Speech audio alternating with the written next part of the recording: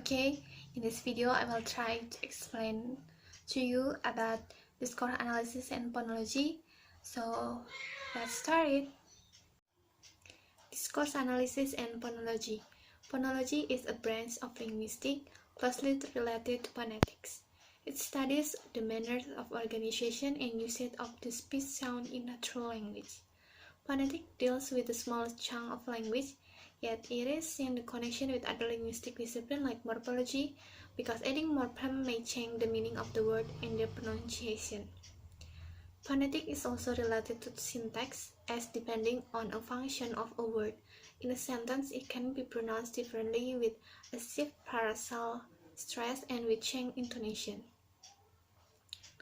Similarly, this branch of linguistics is connected to semantics because of intonation constraint, while phonetics studies the production on and perception of the speech sound.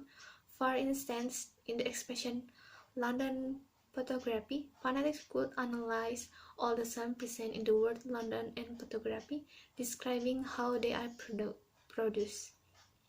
Phonology is more interested in the abstract, that is the mental aspect of the sound. It inquires into the describe the pattern of sound and sound type which native speakers acquire intuitively.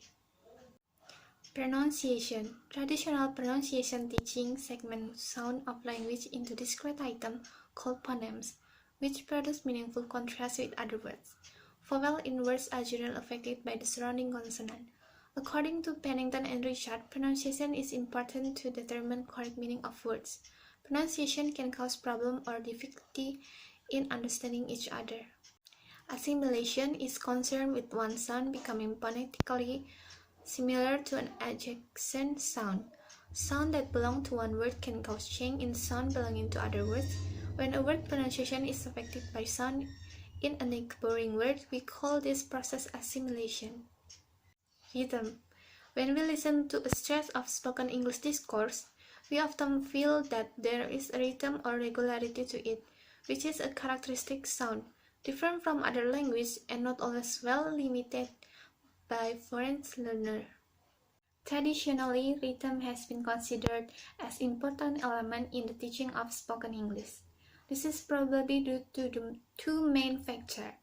First, there does seem to be rhythmically in varying degrees in long stretches of speech, especially carefully considered deliveries such as broadcasts, talk when reading aloud, speeches, and monologue, as well as some ordinary conversation. Second, the concept of English as a stress-time language, deeply rooted in theoretical and applied linguistics, has dominated approaches to the teaching of rhythm. Prominence, syllables which stand out in the flow of talk because speaker has uttered them with greater intensity or duration or pitch duration. Sentence stress is also called tonic. Intonational unit. Intonation is essential to interpret meaning. Example, sarcasm, surprise, teasing, and etc. Can't really be taught, but the more you are exposed to do it, the more conversant you are about to the right intonation for specific intention. According to linguistics, intonation is related to information structure of utterance. Halliday believed that speakers decide how to segment information. Turn-taking. Speaker can signal desire to continue a speaking turn by using low pitch, pause to stop or continue, low pitch for ending statement, syntax, lexis, nonverbal communication and context, type of tone are not easy to separate. Okay, that's all that I can explain to you. Thank you for watching me.